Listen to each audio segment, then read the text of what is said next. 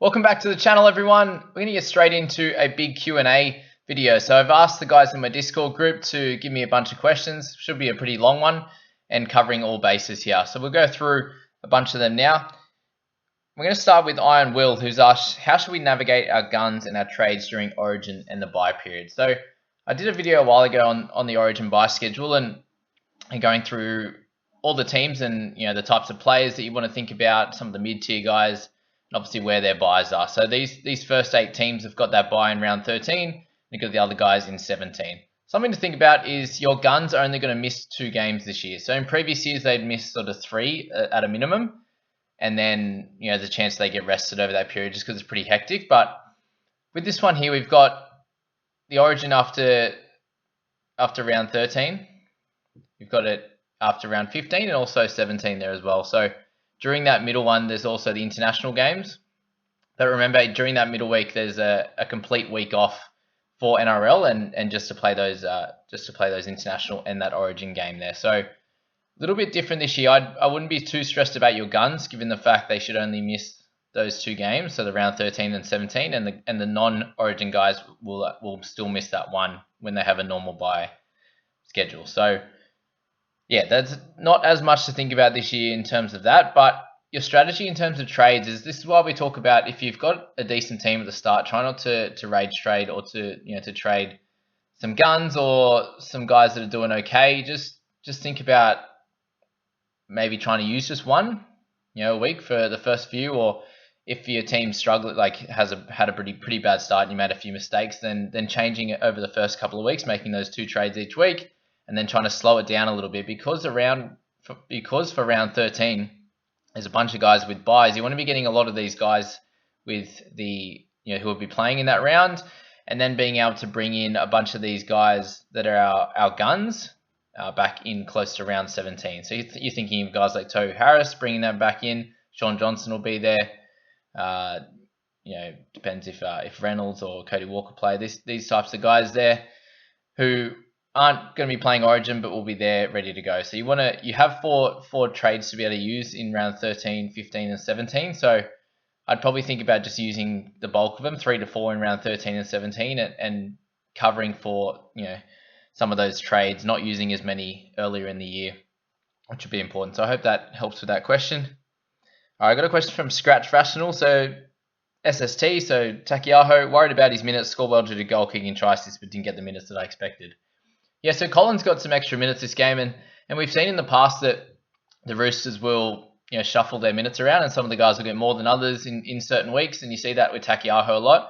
Never usually gets 43 minutes, but you'd expect somewhere between the 50 to 60, and then he might have a game where he gets 70 to 80. So I wouldn't be stressed about that. Just be happy that he scored really well in the less minutes, and I don't think he'll get 43 minutes again. It was interesting to see Hargraves on the bench only get 30 odd as well, so I'd expect that to change a little bit this week, and maybe the fact that they didn't have to do too much, like obviously they smashed Manly, so give the young fella Collins a few more minutes and see how he goes in a bigger minute role, because there might be times this year where they need him to play those bigger minutes. So I wouldn't worry about him. I'd be keeping him for sure.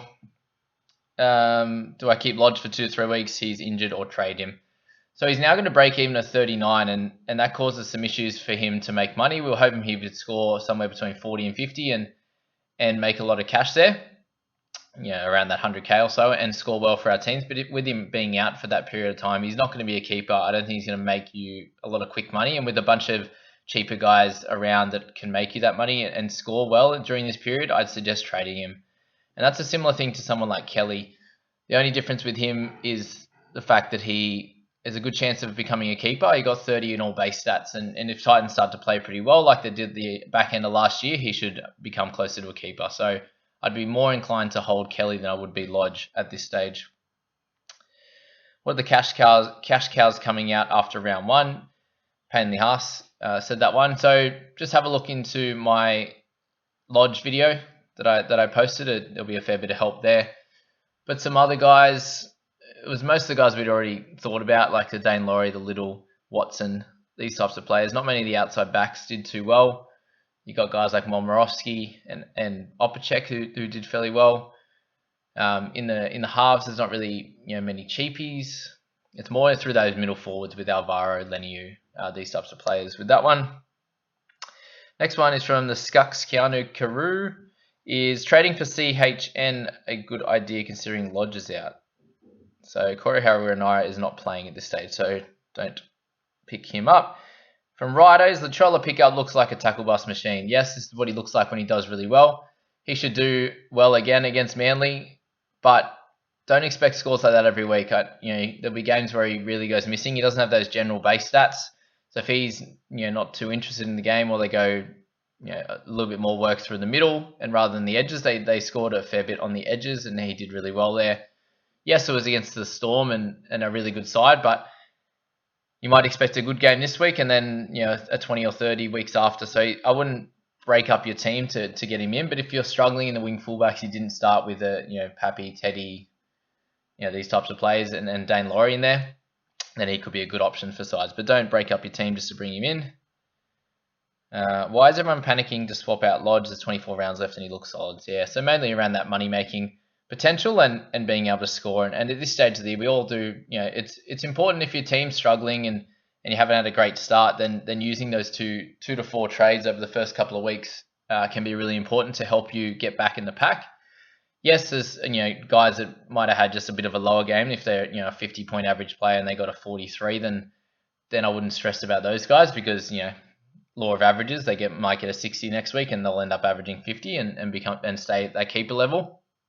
But if you've got some issues, you happen to make a few mistakes, then making those trades is completely fine. And I think Lodge wasn't a mistake, but he unfortunately got injured and you need to move him on.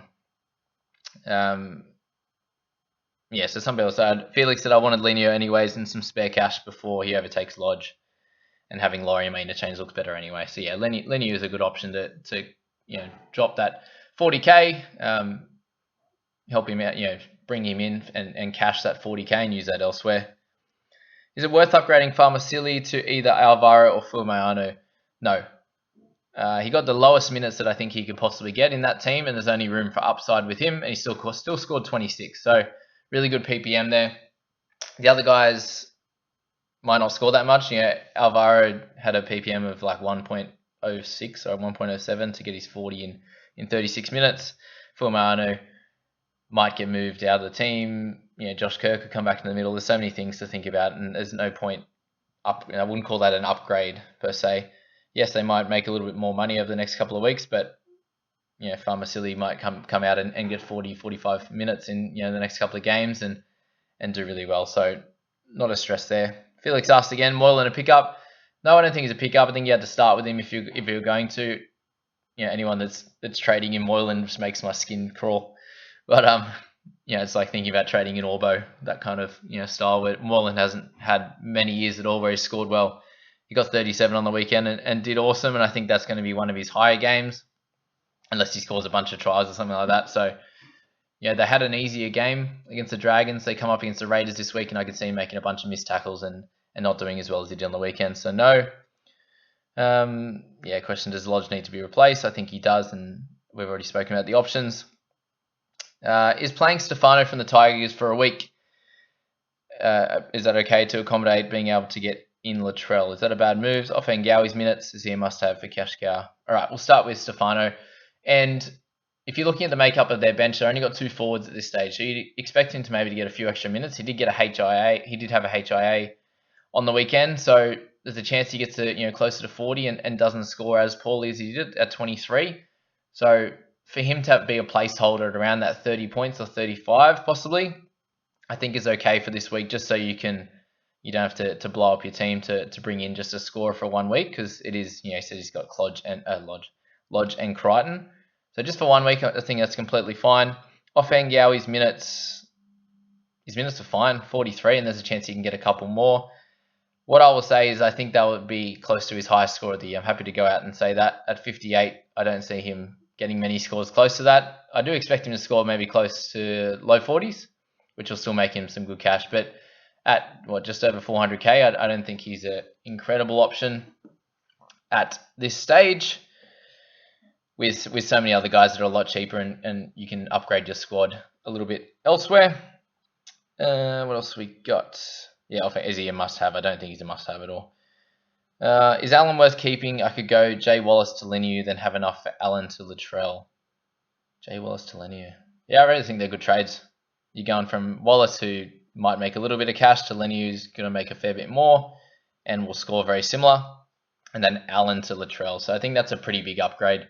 Allen in a dog side. He won't score that bad again, but Latrell has a lot more upside and has a chance to become a keeper and make some good cash, where Allen's going to be losing a little bit of cash at the start of the year. So happy with those trades. So that's kind of a two trades there where you're actually improving your squad a lot. You're not getting rid of any keepers in Wallace or Allen, and getting a possible keeper and a money maker. So really good trades there. King of North Queensland, have Watson and Lodge starting, Walker in the centre, moving him to Crichton emergency, swapping Lodge out. Considering getting offer and Oregon Kafusi. Is this good, or should I choose someone else? Oregon Kafusi, yes, he'll make a bit of cash, but I think there's other better options. I didn't even speak about him in the replacements, for Lodge chat. So yeah, he'll do okay, but I think there's better option. He is fairly cheap though, and I can see why people are thinking about him. Offer and Oregon Kafusi. Why moving Walker in the center? Oh, Dylan Walker. Yeah, look, you're just trading, cash cows for other cash cows, which is a bit annoying. Walker won't come up against the Roosters again. Yes, he comes up against the Rabbitohs, but I wouldn't expect a score any worse than 14. You could prove me wrong, but it's hard to, I wouldn't be trading a Walker for Oregon Kafusi. I don't think he has much more money making potential, and it's kind of just burning a trade for no reason. When you're looking at trades, try to think of what purpose it creates for you. It could be a restructuring your squad. Like I'm thinking, at the moment I've got too many hookers. I think I've just noticed that one suspension for Crichton, and I'm having to blow up my team just to get in an edge, and that's one reason to make some trades to fix up the makeup of your squad and get some cover and some better fix up some positions. Next one is you're looking to trade to make a fair bit of cash, so it could be a 4 to 6 week cash grab, and someone who scored pretty decently compared to a guy you've got. And then the other one is trying to upgrade to a gun. They're your three options for either trade, and try to think of that going through the entire season.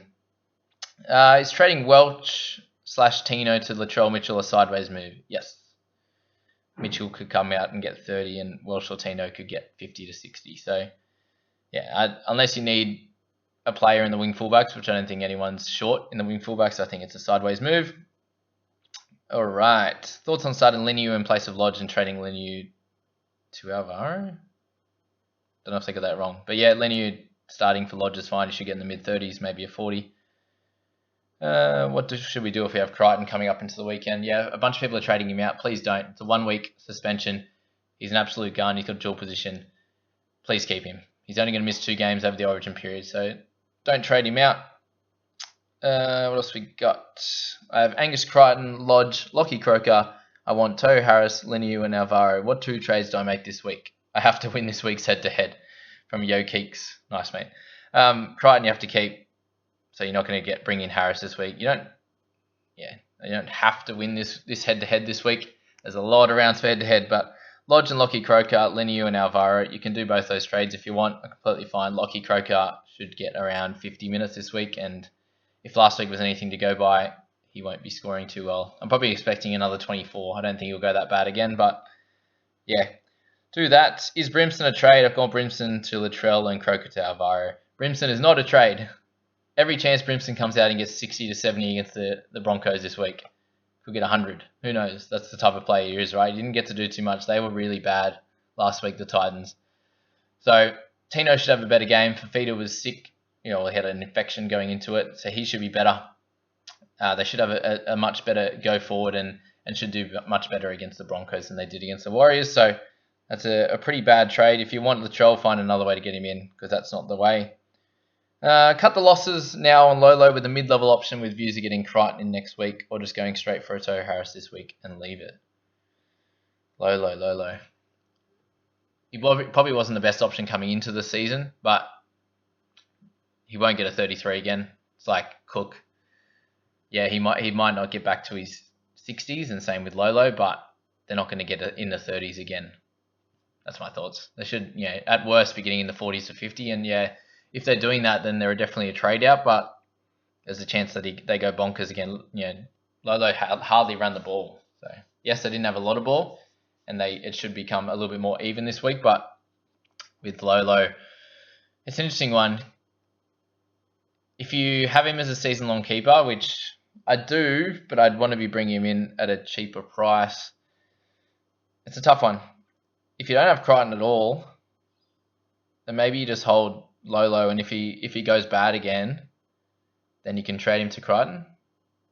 They're going to be a similar price if he goes in the 30s again. He's going to lose a fair bit, but I think if he goes bad again, then you can trade him straight to Crichton next week. I think it's probably the best way to go about it and hold him this week. To'o or Latrell? Really cool question.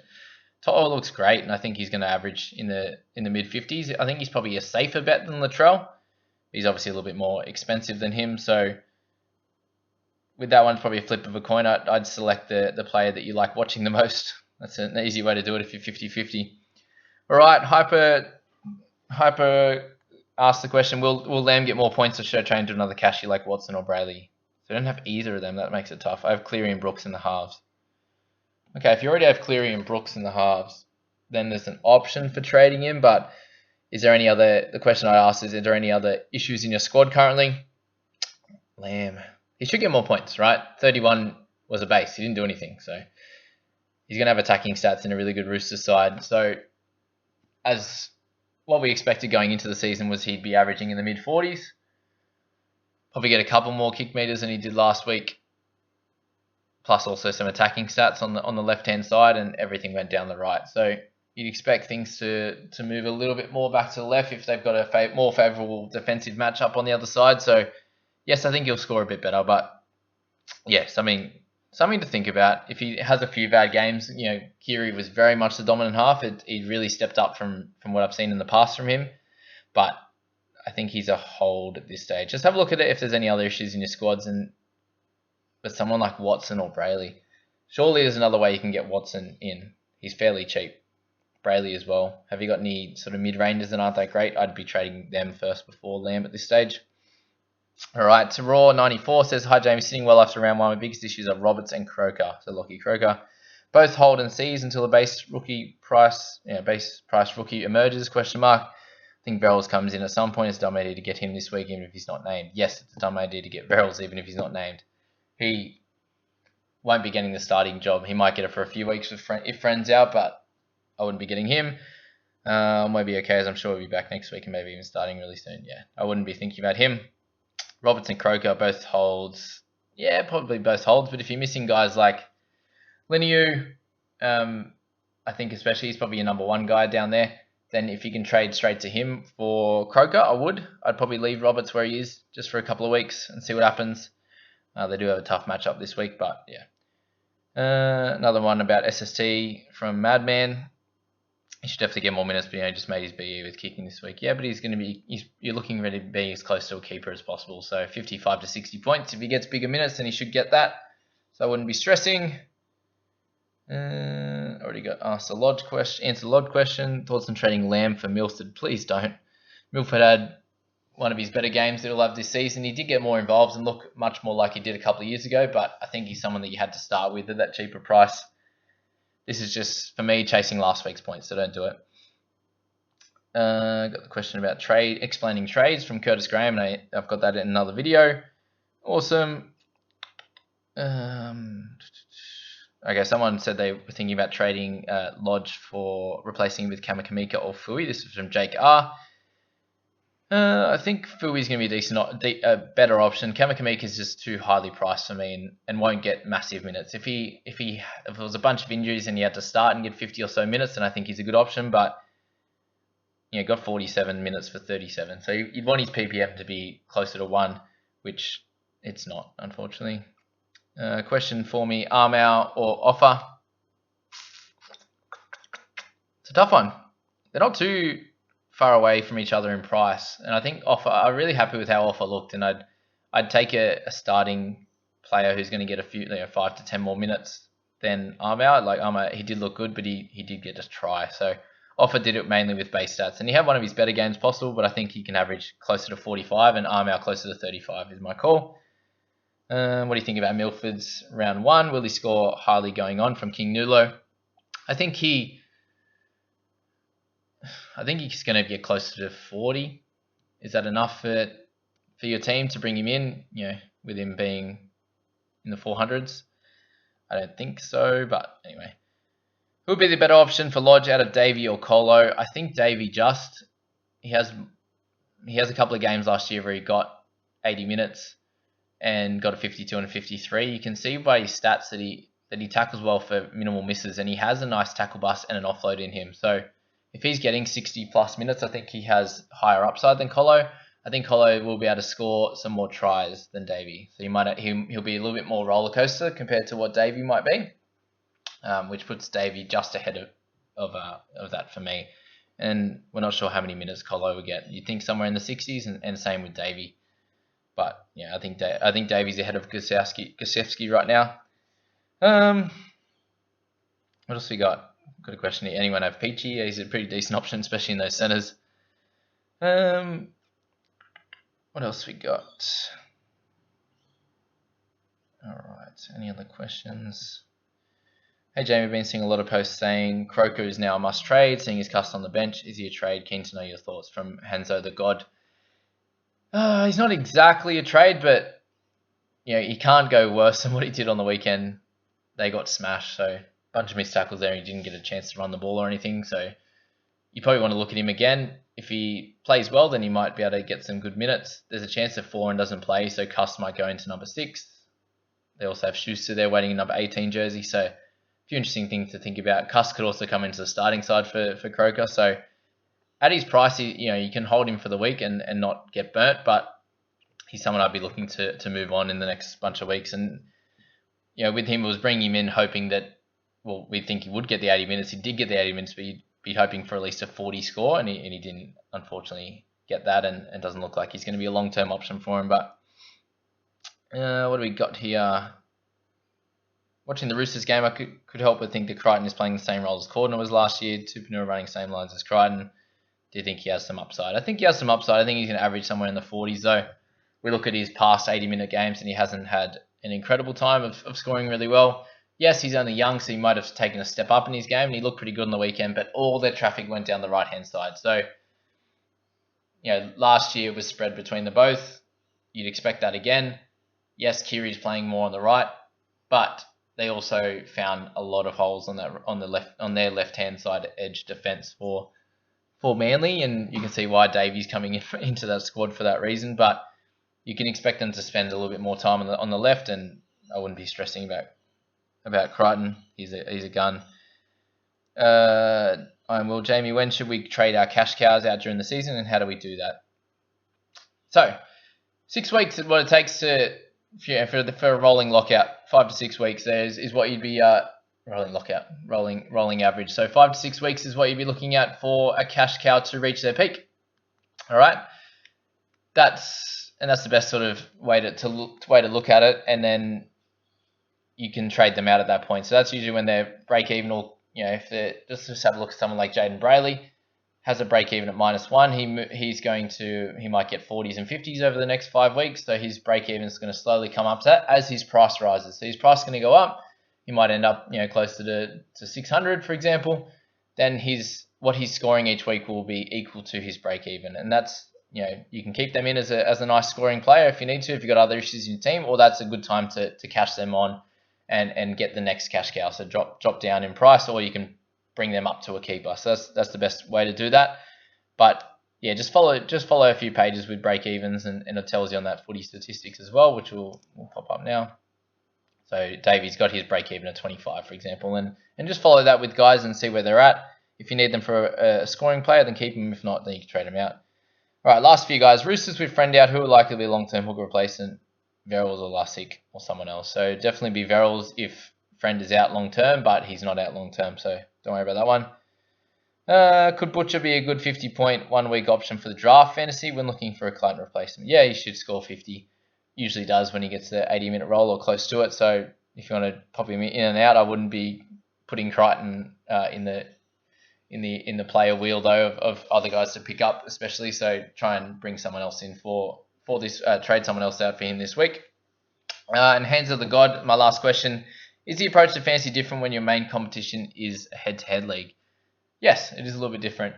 You want to start obviously by scoring the most points, getting the best cash cows in, right? Like a classic team would, an overall team would. But your most important thing is setting yourself up for the final, for the finals. So that's keeping a bunch of trades in hand, building up, and making sure you're getting a lot of the cash cows. So you might be able to forego a loss earlier in the year to bring in a cash cow or someone that's going to make you good cash, and then you can trade to the guns and have a gun 17 come the end of the year.